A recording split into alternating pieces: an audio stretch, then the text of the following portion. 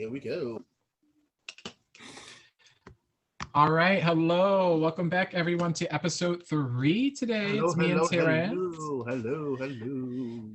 Hello. So, this next topic that we are going to be bringing up today is none other than about education and specifically music educations, the do's and don'ts from us, personal experiences we've had with schools that we have attended, even the schools that we are attending now. Professors, theory courses, should we have to take the same theory as like instrumentalists, our musicianship classes, opera opportunities, just our personal experiences and advice. So it's going to be a pretty much chill conversation. So it's not going to be so much setup. So yeah, so let's get into it. So Terrence, would you like to let everyone know what music school did you attend or have attended? Okay, so for me, my story is a little different. And I'm pretty sure when we do a focal episode, I'll go into depth. But I did study music before I went to college, and then I went to Fisk, and I was a music major there for 3 years. I also did Tanglewood, which is a summer program as a young in the young artist vocal program. I did it twice, so that's a brief musical background. How would your experience as Tanglewood be? Like, would you say it's something that you would recommend to other singers, or, maybe at a certain level? Who do you think could even consider doing it? Well, first of all, both summers I went, it was a blast. To just be around other young people who are interested in the same thing that you are, who are excellent. You could like the quality of talent, not only the singers, the musicians would rival, students at Juilliard, students at Manhattan School of Music, students at Manus, Oberlin, SUNY Purchase, on and on forever. The talent is just that good, and it's an excellent program. It was just good from beginning to end. You're just immersed in music for about a good. I can't remember. I want to say the program is 4 weeks long. Maybe 4 weeks? And this is during the summer, right? Yeah, it was over the summer in Lenox, Massachusetts. It's about 4 weeks long. You learn about 3 pieces, plus you have like a opera, not a full opera, but like an opera scenes kind of thing. Okay. Yeah, no, that's interesting. I've always heard about like opportunities like with summer programs, but like Tanglewood never even crossed my radar. I had no idea what it was actually until meeting you. And when it was brought up, they were like, in Terrence attended Tanglewood. So I'm literally like, oh no, I feel so out of place because I do not know what they're talking about. But I guess it's something. I'm like, I guess it's something to be kind of so. But then looking at everything that Tanglewood, what they stand for, what they do, I'm just like, ooh, this is like producing the cream of the crop. Like it's an excellent program. It's tied to Boston University. Okay. Yeah, no, that's so great. No, I'm so happy that you had a great time, like, and especially like learning things. And that's why I kind of want to mirror, because I want to talk about a summer program that I did. It was my very first summer program. And this is the crazy part, because I was always nervous to go to them. I always felt like, I'm going to be surrounded by a whole bunch of people that are probably like more musically inclined than I am. They probably have taken these courses before, or they could be returning, or like incoming with great talent, like something that I think a lot of us would struggle with sometimes before like picking to finally audition or do something. So I literally signed up and went through the process and got accepted. I'm not going to go into detail what program it was, but I'm going to give highlights just in case if you ever see these similarities, stay far away.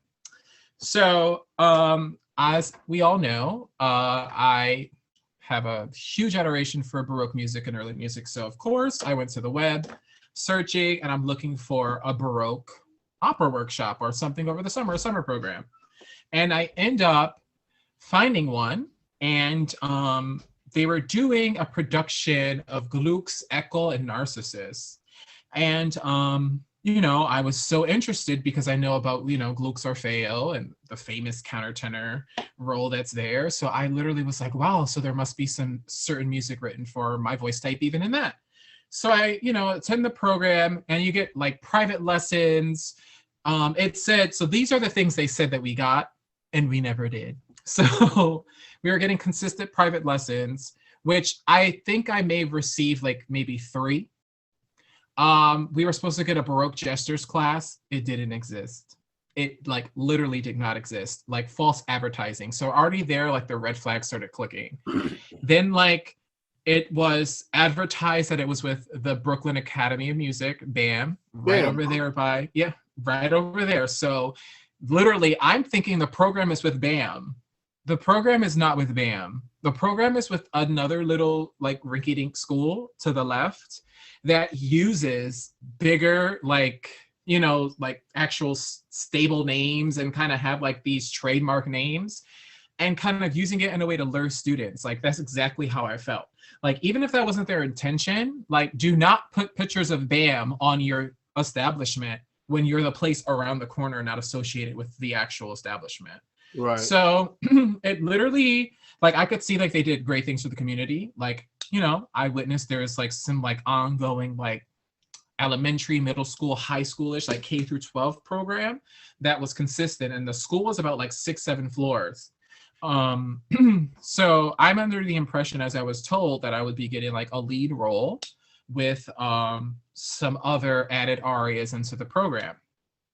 So that was a lie. There wasn't even really a role for me. They ended up having me playing the role of like a nymph that had maybe like a few lines in like a quartet, and that was it.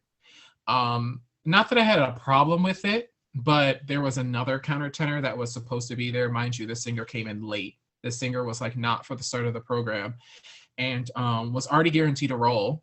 So he already had like a specific role for him and arias planned up. And it's because she, the woman who was directing it, that was his opera, that was his teacher. So you could already see there. So of course you're gonna have your student. I mean, all tea, all shade, but like do not bring me. And that's something else that I think we'll have a talk on other podcasts. But just to make the story, long story short, what I'm saying is not everything that you're seeing in these programs are real. Terrence was lucky to really take full advantage. They're consistent. They're doing right by these students. They're doing right by the people in our community by doing the right thing. What I'm saying that is if you are to choose a program, please, I implore you, ask questions, Do your look up research. the people, do your research, look for people who's been to these programs. 9 times out of 10, they're going to reply to you and they're going to be honest with you and give their honest opinion. And, just unfortunately, I don't want to use the word tread lightly because I don't want people to fear doing these programs. But again, always keep that third eye open. Make sure you're reading and seeing what opportunities those programs are going to bring to you. Like whether you're a specific type of voice type, whether it's some type of genre of opera or period in opera that you enjoy doing. You have to really find and make sure, look at past videos, even look at the people who run it, see kind of their accomplishments, their biography, see exactly what they're doing. Are they still relevant? Are they still, who are they working with? And then if you can find somebody that's close to them, you ask them questions as well. So do your research. That was my experience. Terrence, you definitely have a better experience than I did. But I've always said, yeah. I was blessed in that I can't lie in that regard because of one of my past teachers having a connection to Boston University. They gave us how Tanglewood came to be for us was that our former coach was the opera director at Boston University. Oh, So wow. they all and he remained good friends with Phyllis Hoffman and a bunch of people, who are up there. And so for us a certain amount of summers, she guaranteed about 6 or 7 scholarships every summer for us to do. Wow. So the cream of the crop. Let me not say that because doesn't mean that other people are not good enough. No, the up and coming, the up and coming. They, the best of the best, or the people who showed a lot of promise, who wanted to, continue in music, got opportunities, and if you were that good, you went twice. So I went twice. Ooh, ooh. Yes. Some people only got a chance to go once. A lot of people didn't get it because they only could secure a certain amount of scholarships because it was, a big program. So she, always secured about 5 or 6 scholarships. So, from the time we arrived to the time we left, I can't remember having a bad experience. And we had movement class, we had private voice lessons, we had diction, we had theory, we had chorus directed with the famous Anne Murray. Not the soprano Anne Murray. This is a different one. Okay, because I literally was like, Anne Murray, I think she was. No, not that one. This one studied under the legendary Robert Shaw. So we had chorus. We had our chorus with her, and it was a beautiful experience. I went twice. I loved it. You're in. It was just a good program. I'll go into detail about it at another time. But it was an excellent program. That's great. No, I really definitely wanted to touch on that, especially with the topic of education, because I feel like it's not just only about you going to a school for 4 years with an additional 2. It literally is about you prepping yourself to see if this is something that you consider doing. And it kind of gives you that sense of that performing deficit I think we receive during the semesters by being so overwhelmed with everything else, and then kind of putting your performing opportunities, depending on the school or college that you attend, on the back burners. So those summers I feel are just essential for that charge. That is this something it makes you, to me, it makes you kind of fall back in love with your craft, or maybe come to terms to realize if it's something that you want to do or you don't.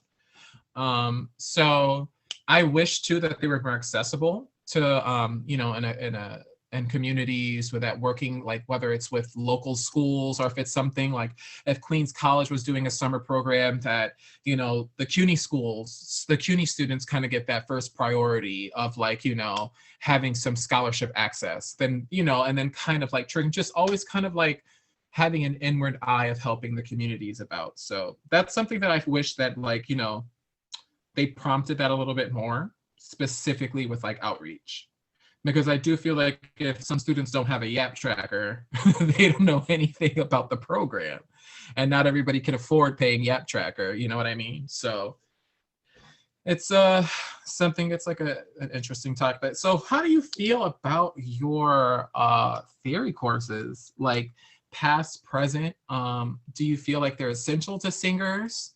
Do you feel like maybe we should be taught a little differently than most, or than our counterparts, the instrumentalists? And I just want to know what you think about that. Well, I mean, music theory is essential to anybody, any practicing musician. Amen. More or less for those who are in the classical realm, because as we know, a lot of contemporaries, they don't, singers especially, they don't really know much about music theory. Yeah. I don't know if that's a good thing or a bad thing or whatever. But it's essential. I do think that after, I would say, your second year of standard music theory, that there should be a split in how you learn music theory, because me learning it from an instrumentalist point of view is different from learning it from a singer's point of view, because we practice different ways. There are different ways we analyze things. I don't think nobody's saying that we should not have music theory. I just think that the way that we learn it should be different. There are certain things that instrumentalists do innately that singers, I'm not going to say that they don't do, but they're not used to doing. So when you're put in a class with instrumentalists, you're made to feel not as smart, and that's not the case. It's just that when we go outside into our regular standard thing. There are certain things that we don't do as a habit because we're not Yeah. required to do them. Not because we're slow. It's just the music doesn't require the voice to do certain things. So for us, throwing us in the class with instrumentalists who do this stuff every day on a regular basis, sometimes we're made to feel dumb, not by purpose. Not it's not done on purpose. Yeah. But that is the end Mm-hmm. result. Because if you're putting singers in the piano class, yes, and let me be very frank and very clear. Singers, you do need piano. Okay, who told you you didn't? You do, He unless ain't lying. He is not unless lying. you are fortunate enough and you are wealthy enough to pay for a Mm-hmm. pianist at every step of the way. You should Mm-hmm. be, you should be a function some kind. You should at least be able to play your part and cover some of the chords beneath your part, so Yes. it sounds like. Or if it goes into a key change, you can pluck it out. Nobody's You'll saying save that. yourself time. Right. Nobody's saying that you need to be able to play it as a concert pianist with, because you don't. Because on the flip side, if you ask them to sing the way that, you will get a whole other thing. So to answer Oh, your question, that's true. I do think that singers would benefit more from. I think the first 2 years of music theory, we all learning the same thing, so that's fine. Yeah. I do think once you hit about your third year, or what's that, the fifth semester, it should be a split. If you've declared your major voice, there should Mm-hmm. be a split. I don't think instrumentalists and singers, should be in the same class, because we You know study. what I was thinking? I don't mean to cut you off, but what I was thinking is, and this is probably going to even spark up a little bit of a little bit of debate, because we got into a little tiff. I don't think it was a bad one. I think it was really great, because I think it kind of triggered a podcast to kind of come about. But remember, we were having a conversation, and I literally was like, Terrence, how do you feel about ornamenting on the spot? Like, if I was to give you a piece of music and I'm like, ornament this, you would say, that would be a little bit difficult for me, Mhm. because it's not something that and I, even me being the baroque nut I am, like, as much as I feel I'm becoming a decent person who does ornamentation, like, I literally will listen to something, and then I've been trying to train myself to be like, how would that sound differently? Or would you have made these lines, like, instead of having all these, like, florid 16th notes, let me break it down to the bare skeleton, and maybe just do a graceful little quarter note, little line down, make it a little emotive kind of, and then maybe going back into something.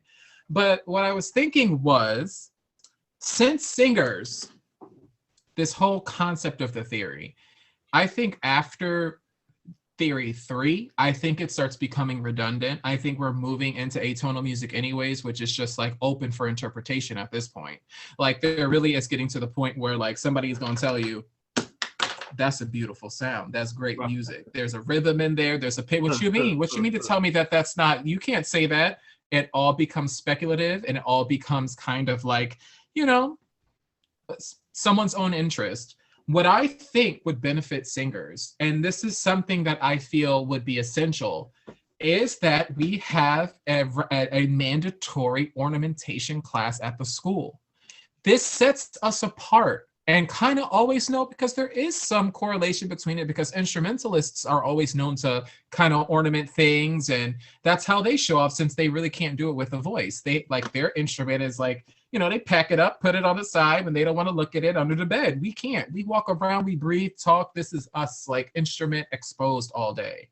So I think that when it comes to singers, sorry if I'm on a little tangent again, but I think that if we were to talk about singers, I think that that would be such a huge ally and teaching to singers, because think about our counterparts as instrumentalists. They're all day music playing, like, making sure it's in the correct register, making sure it feels good in the body. Other than that, our instrument, we should be able, just like them, off the top of their mind, to ornament something. We should be able to do that with our own instrument, which is our voice.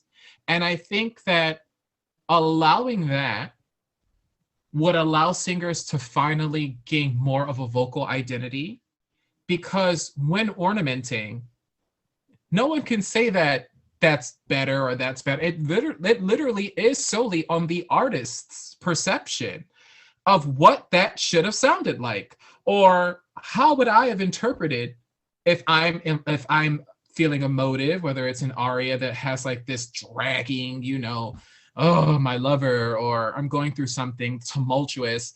How can I ornament my music to demonstrate my own artistry that sets me kind of my own? You know what I mean? And I feel if singers had a class to that, not saying that they're coming in to be like judged, like, oh, X wrong. Do an attempt. You see a line. How would you do it? Why would you change the rhythm? You know what I mean? Kind of like, what rhythm do you hear in your mind when you think of a heartbeat? Is it one of the, like, does it have a little triplet in it? And by you doing that, you're already ornamenting. You are already just changing up the rhythm ornament. Placing the notes is now, that's the tricky part. You got to make sure, this is where that theory 1 and 2 is correct. You got to make sure that whatever note you're singing is aligned to that bass line and that material in the middle, because they gonna catch you out and be like, that was wrong. But I feel that it would be essential if, like our predecessors who had to take these classes on ornamentation, you had to take these classes on composition, because you, as a singer, yes, their instrument is there and they're seeing it, but ours is here. We can't ever run from it. Even in our thoughts, we hear ourselves speaking. You hear how your voice sounds in your mind. So it's kind of always, it's a part of you. So the thing is, I think that our theory courses in education, I think it should be revamped. I feel like singers should kind of come out of the papers a little bit and start singing a lot more, and stop waiting to sing 1 hour a week in your voice lesson, or stop singing for practice for a choir. I think that your constant classes should be you constantly understanding your unique mechanism, what makes it you, and figuring out what it likes and what it doesn't. You know what I mean? I feel like that's another, I think that vocal identity should be like having courses, you sitting down as a singer. I think that singers should also have some type of incorporated, our history shouldn't just extend to what's past to present.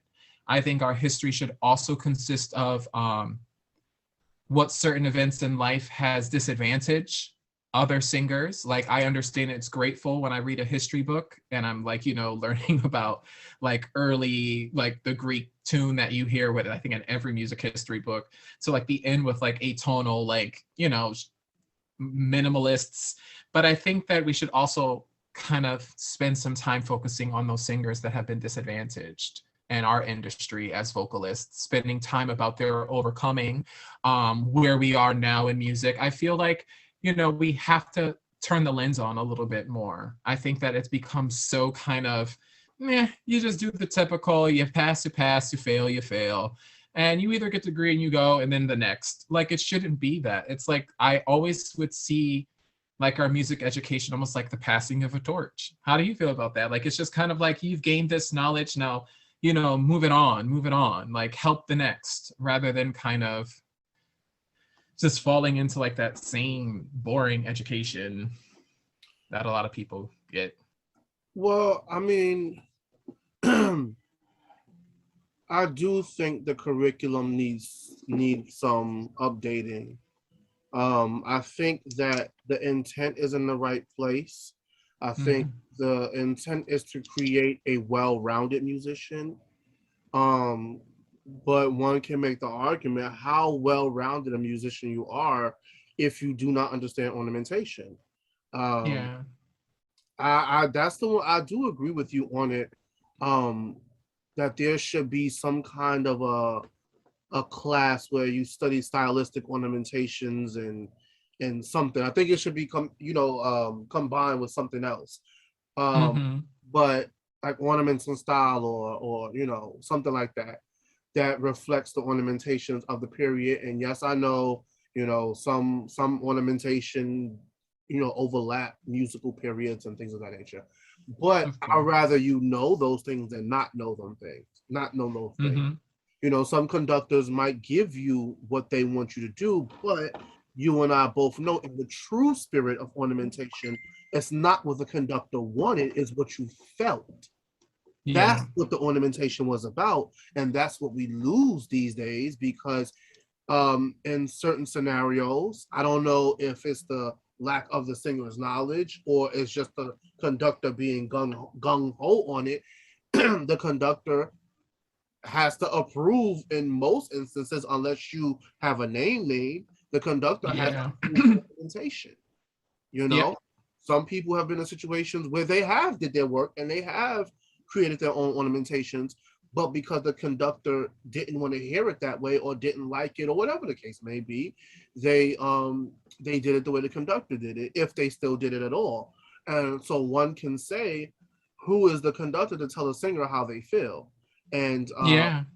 as long as you're staying in the key and you're obeying the basic laws of what, because at the end of the day you still are a musician, you're a singer, you're a musician, so you need to operate in those confines, but nobody can tell Definitely. you what you're supposed to feel. So if you feel like, you know it drives you to do triplets, on the da capo or coming back, then do your triplets as long as they're stylistically correct, they land where they're supposed to land, Mm-hmm. fine. If you want to do the appoggiaturas, do your thing. If you want to do 16ths, roulades, whatever, turns, do Mm-hmm. your thing, because nobody can tell you how the music makes you feel, to do 100%. your ornamentation. That's why I really do agree with you that needs to be studied and looked into, because most people will probably tell you, if you ask just a very simple question to a room of singers and you say, well, what what is ornamentation? They're gonna say,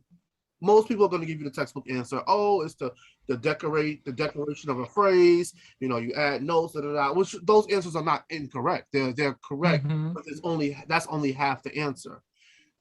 They are those things, and they are an expression of what the singer feels, and that's the Yeah. part that is always left out, because I don't know. Maybe it is because you said back in the day, um, the singers. The reason why a lot of those, especially those castrati and those people who sang, the Baroque music, they was exceptional at it because they studied it.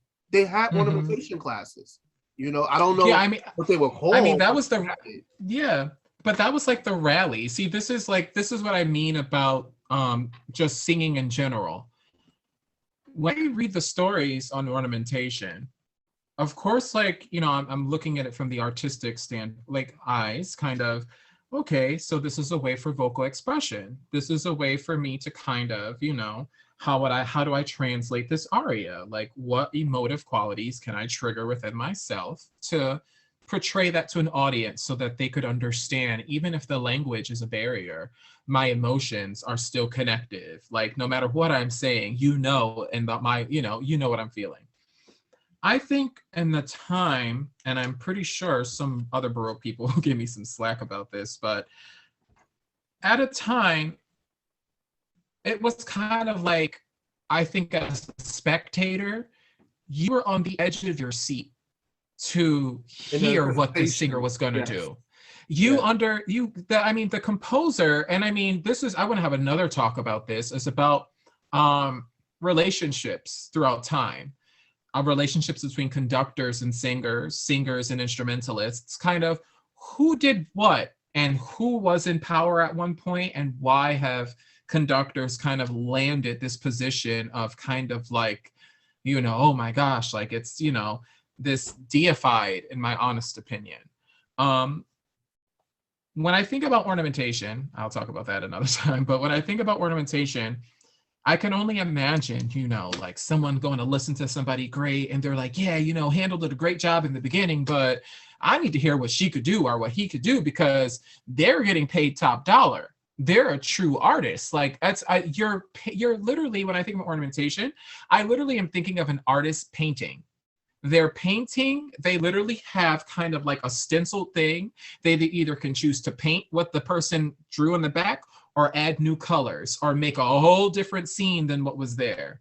I feel if singers had these type of classes in school, this not only would fix that identity of a singer, this kind of forcing to build confidence, because people have to hear the ornamentation, have to hear what you sound like. And two, it requires singers to have better intonation, because you would know deep down, I need to make sure what I'm ornamenting is in pitch. I need to make sure that it's on point, it's not flat, it's not sharp, because that's really basically what it is. If you have trashy ornamentation, especially like if it's descending or ascending, you're off one pitch, everything's bound to get jungled and messed up.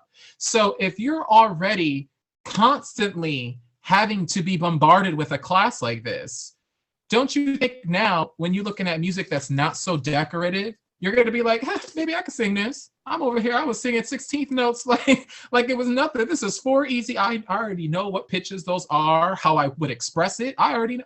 It would build a sense of, I feel, forgotten confidence in a singer.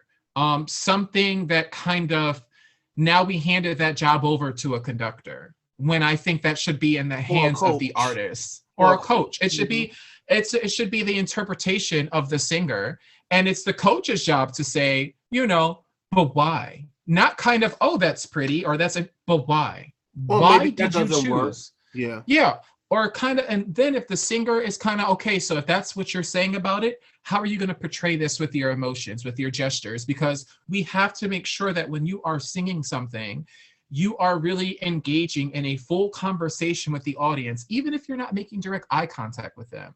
They're going to see it through the eye contact you have with whoever you're looking at in that audience. So you have to, in a way, I think, to sing or to perform is such a vulnerable thing in itself.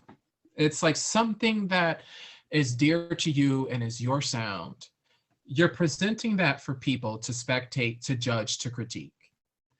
I think that ornamentation over time has scared singers in a way to say, I'm not going to do that because I don't want to mess up. Right. So what I want to do is, I want to make sure that what I know is prepared. I know everything. There's no setting tricks. I go in, I get my check, and I leave. Rather than when I hear these beautiful, like, eloquent stories written during this time, and they're saying, oh, the way how he went up and did a beautiful cadenza outside of what the composer wrote, and then brought us all the way down to the lowest degree, which just melted my soul. Like, it's literally, when we go, it's just like, yeah, she was great, big voice, rich, beautiful, next, went to school here. Like, it's nothing that's really kind of like drawing you into the singer of their true, and this is what set those singers apart.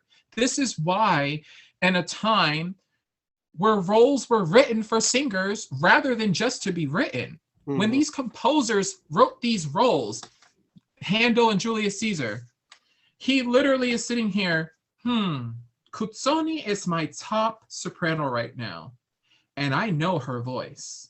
So I know she likes it here. Actually, she could sing anything she wants. So with a voice like this, I'm gonna make her sing low, high, in the middle, do these crazy little leaps, because this is what she delivers.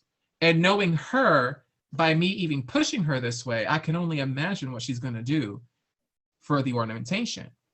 And now I know there's probably people out there that are just like, well, how did you know what the ornamentation sounded like? And, because we have literally like arias where singers would go and cross out and put their own ornamentation in, even before they started singing. Some were gifted to sing on site, like, I don't need to write it down, I already know. Then you had those singers that had to write it out, which I still don't even think that that's bad, because at least they're writing it out and it's theirs and it's not someone else's ideas. But I just feel like that should just be added into our curriculum. I honestly think that if we really spent classes on putting singers in uncomfortable things that we have to face in that future career, and we're kind of just got our heads stuck in a book for 2 semesters or 2 semesters and a half over something, honestly, we probably won't even really be using at least the last two classes. Like, I'm not trying to kind of say like and shame our theorists out there. We appreciate you. You're respected in the community. But I just think that as a performer, there needs to be a different curriculum.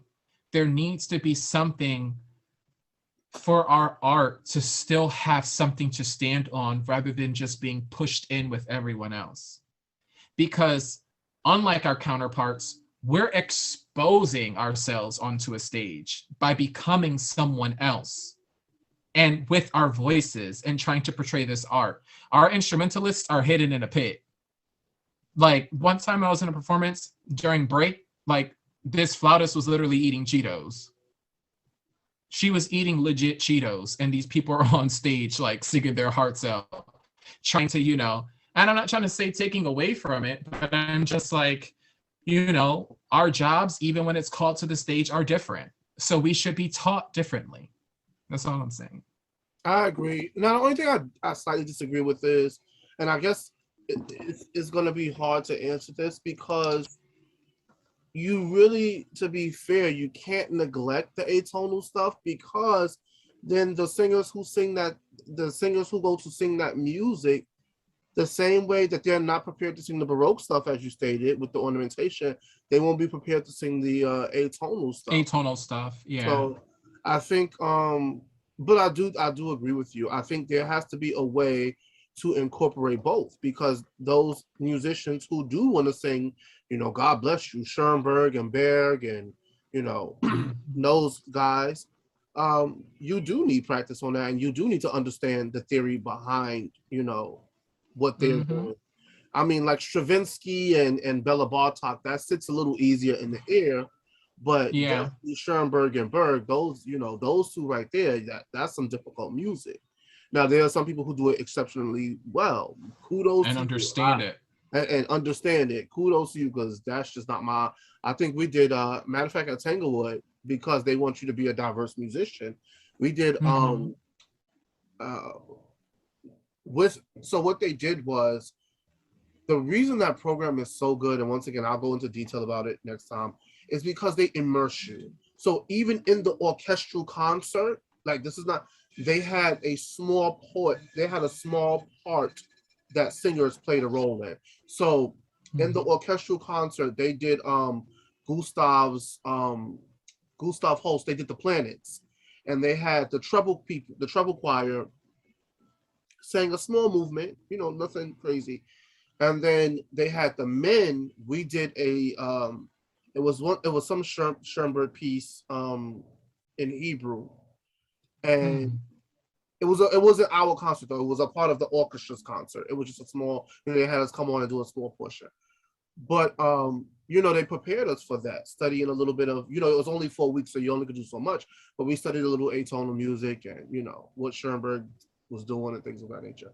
So I think that we do. But however, I'm in complete agreement with you as far as ornamentation, and I think it goes beyond just the Baroque, even the bel canto ornamentation. And there are certain bel canto people that do excellent jobs of ornamentation, which was going to lead me to my next question. Not to be so serious, so let's have a little. I won't say a little fun, but if you could pick, let me ask you this: who do you think that somebody could listen to? That's maybe current or golden era or before us that you think like had top tier ornamentation? Oh, that's hard. Well, just we're not saying your favorite, just who, and it doesn't have to be one person. It could be 3, 4, 5. I would have to say, hands down, off the rip, when I have to talk about ornamentation and shock value. If you're looking for shock value, I encourage everyone to listen to Ewa Podol's Venti Torbini Prestate from Handel. But she's good at she's see, I think, not to cut you off, but Ewa Podol's I'm curious to know in her educational background, did she study some kind of ornamentation? Because not only in her Baroque stuff, her Rossini stuff is top tier. Top tier when she ornaments. it's top tier. So that brings up a good question. And if she did, here's the result of it. This is why you named her. She's top tier. Yeah. I'm really curious about, because her ornamentation is not just great in the Baroque stuff, it is excellent in the romantic stuff as well. Mm-hmm. Yeah, no, Ava Podol's literally, I had a friend refer me to her, and specifically her handle stuff, especially like when I was doing switch to countertenor. She literally was like, you need to listen to Ava Podol's. Like, Ava Podol's is gonna make the wheels turn in your head. And I literally have been so used to like contraltos to the point where like I knew it was like a woman, but Ava Podol's had me thinking like, hold up. Like, there's some tenors out here I think who you could be coming after right now, of how rich and full. Yeah. Oh my gosh. It's like, and not only that, I mean, like, I've heard her hit a high C going all the, like, I mean, like, she literally is that pinnacle of what all singers should aspire for when it comes to range. Do not limit yourself on your voice type. Do not say, I am going to, even if, you know, if you have the pitch, you have that little, you have the note. It's a matter of you greasing it out, taking that painstaking time to smear it on out and to acquire your full range and figuring out the full tonal beauty you have of your sound. So like when I listen to Ava Podol's, I'm like, like she's contralto to me, but she must have had somebody that was like, you, like I had one teacher, you will have a high C. And if that voice even goes above the high C, we're going to get the highest we can and smooth her on out, so that when at your time of ornamentation, like I've always had teachers tell me, you know, since you have like a higher range, you really don't need high C's and D's. And I looked at them and I said, no, that's for my ornamentation. Right. Like, how dare you say because the music doesn't require or ask for it? The music requires artistry for my da capo arias. And if I feel I could take it up there or take it down there or choose wherever I want to, I need to make sure that my voice is in its full capacity so that I can deliver essential artistry and do what we are called to do as singers. It is more than just us sitting and singing pretty lines on a paper and getting a check. When you treat it that way, you cannot be mad when others treat our craft that way. That's and if you remember back when we had that conversation, I think that sparked another debate, and I completely agree with you. You cannot. I think we were talking about this, and what we were talking about the shift when the singer wasn't the head anymore and the conductor became the head. Yeah, which we'll touch on another video because that's another interesting topic. But what you just said is so profound and is so perfect. How can we get mad when others treat it that way if we treat it that way? You know, we I mean, don't get me wrong, they shouldn't be praised for doing it, but we can't get mad that they do it, you know? Because that they do it, yeah. Like that, you know, and that's unfortunate, but hopefully, you know, with I believe Manhattan School of Music leading the torch. Now I don't know what the specifics of their singers curriculum is, but it's to my understanding that they have a not totally different, but they're the latter part of the theory courses for singers are slightly different. So hopefully with Manhattan School of Music being one of the top tier conservatories, other schools will follow suit and start creating. And it's not to say that the singers are better or worse than our counterparts, our instrumentalist friends. It's not about that at all, but it is about the focal point being on what you guys do versus what we do. And a lot 100%. A lot of us are ill prepared when we go to certain things because we haven't had enough background. Now, certain singers are gifted enough to have had, or blessed enough to have had teachers who knew that they needed this stuff, and the teachers themselves have worked on it.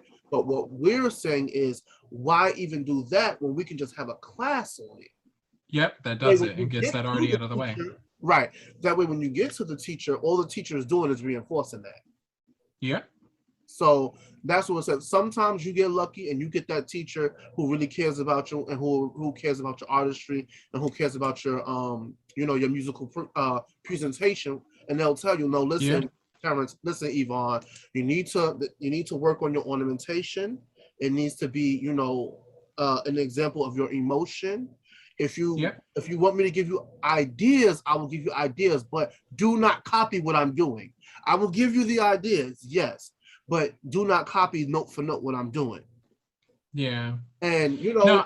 Mhm. luckily I had a teacher who, kind of followed that pattern of thinking, so that when I did do the little bit of Baroque that I, did, when it came time for me to ornament, I was not where I should be, but I was able to get through it.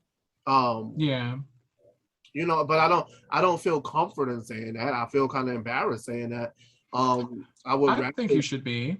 well, what I'm saying is I would rather be at the level of my predecessors. Yeah, no, the thing that's something that I wanted to just, kind of shed some light onto, because I feel like it makes singers kind of, to me, it makes me feel like I'm not that status quo of a dumb singer. And it makes Right. me feel that, when I go out there and I perform my music, and not only that, when you're performing a type of music where um not just you within that cast has to ornament. It's not just you alone. True. It's like you're getting especially like you're getting an idea of the people who are in the show with you, your Right. castmates, their vocal identity. You're Right. getting an idea to be like, oh, I see why Terrence does that. Not only is it stylistically beautiful, he does it because he realizes that that's a very specific sweet spot in his voice. So not only is he an expressive singer, he's a smart singer. So it's kind of like your voice will tell you what it likes and what it doesn't. If you don't know how to do it, go to a piano right now, move it up and down, and see where you cap out. Like for now, it could change. If you put that time and energy in it, it could change. But what I'm saying is, once you find those things about your voice that even if you feel, and this is why I feel with this period, it is essential for a lot of young singers to build some type of ground with this repertoire, is because it forces you to gain an identity. The other stuff, I feel by running to the other stuff, you're already taking on someone else's identity. True enough. This is requiring you to, yes, you can take on a character's role, but you have to be responsible for delivering and that da capo. That's where we want to see you. Like, that's why when I specifically listen to like a Baroque piece, or I'm listening to so and so, I'll listen to the front, maybe first like 30 seconds to the A. Let me hear what the B sound like. Okay, because the B you could get away with being a little expressive, flip some things up in the B. And then when I hear that da capo, I want to know who you are. So you could really build that sense of, and I think once singers build that confidence, just imagine when they move to that period into the next, and when they hit that Rossini. And even though Rossini is a very decorated composer, Rossini, like, you got room to ornament that, God bless you, because it's just like he knew. He knew. He was like, he knew. he said, listen, y'all not that bright for me. I'm gonna put this in there for you. But nonetheless, there are some who understand, as the kids say, understand the assignment, aka Mm-hmm. Ava Poodles, Larry Brownlee, even Juan Diego Flores, Vivica Janot. Uh, Mm-hmm. but if you notice, especially with the ladies, the people who are exceptional at the bel canto ornamentation are exceptional in Baroque.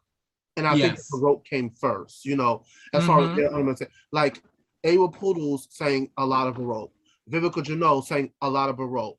Now, even Jennifer Lamour, the Larry Brownlee and those guys, because the tenor music is different in Baroque. Yeah. It's a little different for the tenors because the music is just different. The music Mm-hmm. is nowhere near the same as it is in the romantic pieces. So it's a little different for the tenors. But Ava Poodles is exceptional in her Baroque, which made her Bel Canto stuff exceptional. And the same goes for Vivica Juneau, you know. Um, Mm-hmm.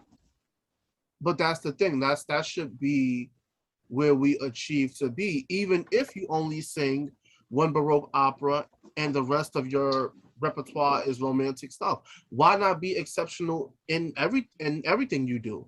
Just because Yeah. one Baroque I opera, mean, you know? no, I mean, that's why I think just the way we start history, we should start like our voices out. We should really kind of like gradually build this, unless, depending, actually, no, I think it really should be you're allowing these students to have some type of diverse interpretation of their instrument. Because if they're already aspiring for something and not realizing that's kind of not the road that was meant for you, like you totally negated all these other possibilities and chose this, and it didn't get to you to where you needed to go. Because I do see a lot of singers who I felt had promise kind of like onto like the main stage, the operas that are constantly being done. I see that when they're not casted as certain things, I see them kind of turn over to the Baroque, which I'm like, is this like the dark side? Because I'm just like, it's required. And in my honest opinion, I feel it's harder because it's like the Baroque specialists and the people who are like that are of the period and like are legit, kind of like the P's and Q's about things, they're going to shred you in their critiques because they're going to be like, it's not just about you coming over here just saying a whole bunch of pretty notes on the page. Like it's more than that. So I just feel that if singers were introduced to a variety of different types of things and kind of playing around to see where it's like, let our theory be the sorting hat of singers. Like, put the hat on, okay, classical, like, boom, all right, jazz. Like, direct them in things where you already could see, like, not have to pick for them. Like, let their voices pick for them. See, Because that's why I loved my old voice teacher, because what she did was we you had a Bach piece or something Henry Purcell related or something. You had Baroque music. You had mm-hmm, then you had Haydn or Mozart or whatever your voice fit from the classical repertoire. Then you had romantic stuff. So if you Verdi, Puccini, Donizetti, whatever your voice fit, you had that. And then you had contemporary, but with contemporary she was more relaxed. So maybe not so much Schoenberg, more Samuel Barber. Maybe yeah. not so much Berg, but more Charles Ives. So something like that. But she did that because she knew, A, you want to be a versatile singer because, you just want to be versatile, and B, you want to, immerse yourself in all of the styles. Because for all you could have an affinity for Baroque music, but if you're not really put into it, you're not gonna know that. If you're told all the time that you need to sing, Susanna and Despina, how will we know that you can do Semele just as good? How will we know Yeah. you could do Popeye just as good? If you're always thrown into singing, and there's nothing wrong with Susanna, don't get me wrong. My point is you should be able to do both well. That's my Yeah. point. And a Your lot voice of should times, be able. go ahead, No, go ahead. you're right. No, you're definitely, your voice should be able to have these virtual, not virtual, these versatile capabilities, whether, because that's, it's so much more than just, remember, you being a classical singer. And this is another reason for topic is why are classical singers regarded as snobby and as kind of like, when people think of the music food chain, we're kind of at the top but not respected, but literally at the top. And then comes down the line of kind of like, whether it's uh different stylistic like indie artists, and then jazz singers, pop singers. Like, I think as an opera, and then the thing too, which I find is really interesting, is a lot of colleagues of mine that don't sing classical music they literally are like, can I come to you for voice lessons? It's almost as if Oh, like absolutely. Absolutely. like this Absolutely. reverence, Absolutely. kind of like. Absolutely. Can you coach me? Can you give me lessons? Absolutely. There and there's nothing wrong with that. I think what it is, and maybe I'm guilty of this as well, because we put all this money and all this time into studying it properly, and we see that they get the instant success that we do not get. Like, we can't just go on YouTube, make 2-3 videos, and have Puff Daddy sign us. That's not how it works. You know, that's not how it works in our field. That's not how it works. We gotta go to school, get degrees, do competitions, do this, do that, subject ourselves to so much more. Some people may describe it as torture, but so much more things versus. And I'm not knocking them, but maybe that's why we look at them like, you know, kind of in a snobbish way, because they do less and get more. I'm sorry. Yeah. They do less and get more. We sing on the stage just as long as some of y'all do, if not longer. You know, 3 and 4 hours on the stage, with all kind of practices and stuff like that. So no microphones, might I add? No microphones. Well, you know, that's kind of. And I mean, I'm not trying to say it to be shady, but I mean, just like. What I was saying is that, you know, nowadays, depending on the production, they'll give you a microphone and let's not even talk about that. Yeah, but all I'm saying is that singers, I mean, I've had my fair share. People literally DMing me, asking me like, hey, can you teach me voice? And you already know me, it's how we feel. See, the thing is, it's that, and this is something else we could talk about. Let's talk about it real quick. These groups of singers out there who are teaching people how to sing and know nothing about teaching people how to sing. Let me put this in plain English for everybody. Just because you can sing does not mean that you can teach. We can all say this together. Just because you can sing does not mean that you can teach. And that goes to people as well too, who are looking for teachers. Just because you hear somebody who can sing does not mean that they can teach you how to sing. You are gambling your livelihood, you're spending money. And this is from literally, if you need a reference onto any of this information, my email is open, because the stories I could tell you specifically with people that I've taken lessons with, that not only could they sing, they really could not teach. And it was really heartbreaking, and all the emotional connection and drama that comes with. But you should literally, and the funny part is, and I always find this hysterical, it's normally the ones who can't sing that are the best teachers. Ain't that crazy? I mean, hold on. I'm not going to say that that's always the case, but I've noticed that a lot of people let me not say can't sing, who don't have the best voices, they are exceptional teachers. Because they're good listeners. They're good listeners. Yeah, like they are exceptional teachers, and there's nothing wrong with that. But which is maybe why some of the greats who we wish didn't teach, because they knew that they couldn't convey what they did into a student, which is a beautiful thing, because they probably felt like, listen, I don't want to mess this person up. I can't guarantee you're gonna sound what you want. You know, and that's something too. I think that should be kind of a creed that like voice teachers have to say before they teach each student, is that if you know that you're possibly going to damage someone, how do you continue doing what you do? That is just so, I think that's just warranted like a straight up like bop in the head, because it's like, you know damn well you are not going to help this student or get them to where they need to be, but you are taking their money.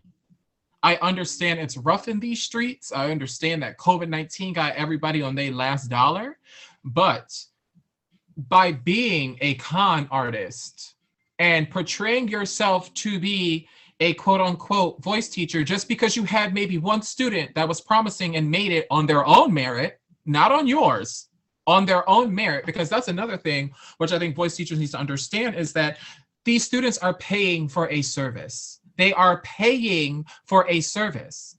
When you pay for a service, don't you want the service to match the pay? If you don't get it, you're going to have a problem with it. So how dare you cop attitudes with your students? I understand like there's a level of professionalism across the board that must be met. But you must also remember you are an employee and you are choosing to do the work. I think that there's this misinterpretation in our field that our voice teachers, no matter who they are, should just be held in highest regard because they are the reason as to why we are where we are. When they got to understand is that we're the ones who are waking up every morning. We're the ones who are working jobs we don't want to have to work to receive these lessons. We're the ones who are going on those auditions with those nerves, trying to get those roles. We're the ones. Yes, you're like a guardian angel. Thank you. You are helping me. But don't we give the credit to God? All tea, all shade. Well, I've always felt that, and I think we should save this for a different, because it would be better if we elaborated on it for a different episode. I've always felt like voice teachers are like mentors. Yeah. They should be, I remember, and I'm gonna say this piece and I'm gonna leave that alone because I would love to talk about it in more detail.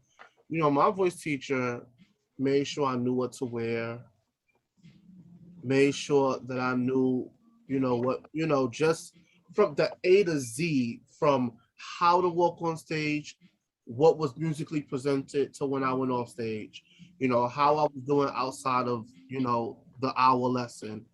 Is so important because if you understand that you carry this everywhere with you, everywhere you go, you understand that it's affected by everything you do.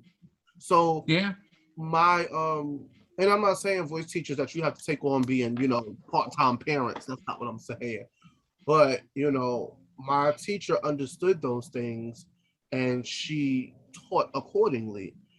She knew that if I came in, or any of us students came in with a scratchy we would do more on interpretation and less on singing. Yeah.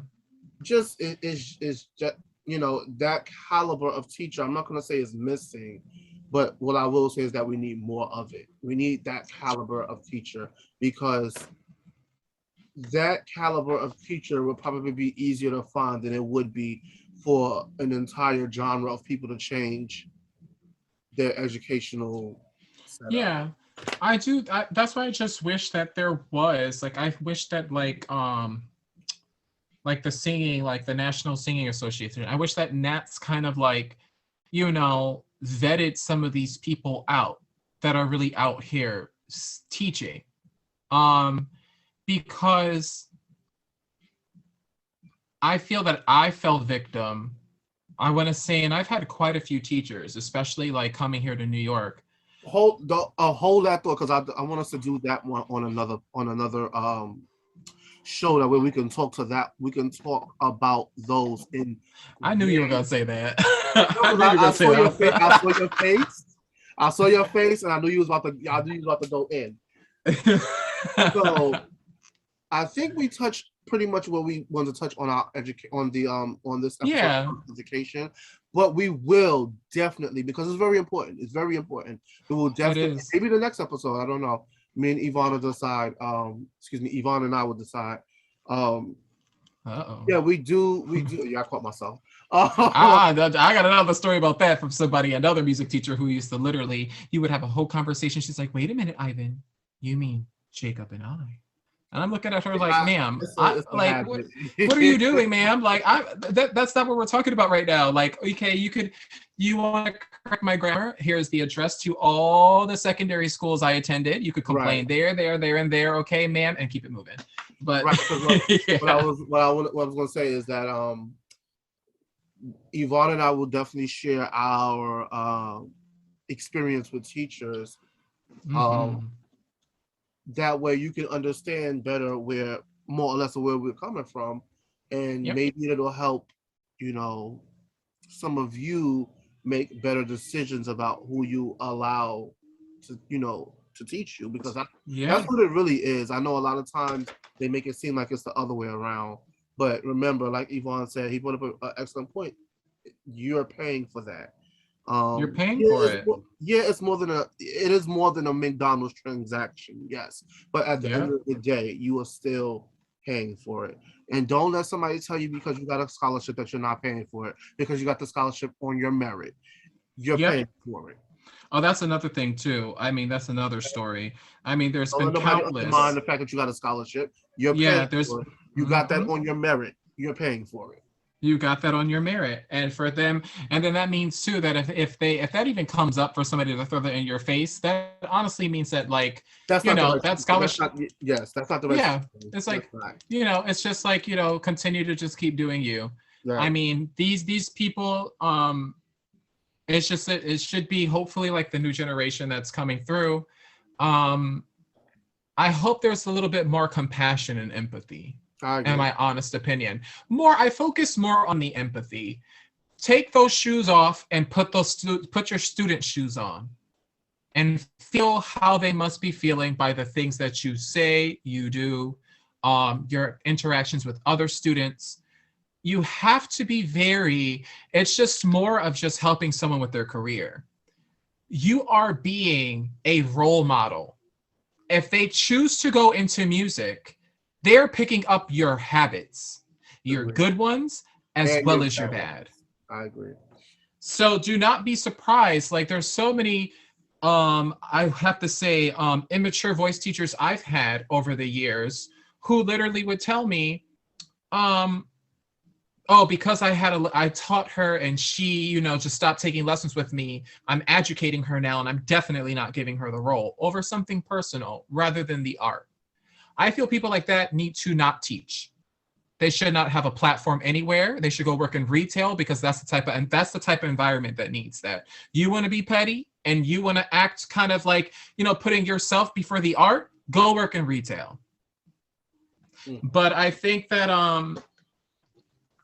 I can't wait until we really expound on this. So then let's we're gonna end this episode. Thank you guys for listening, all that good stuff. But we will maybe the next episode we can definitely go into. I want to combine it. I want to do that and maybe with repertoire, but we'll see. So thank you guys for listening. Thank you guys. Time.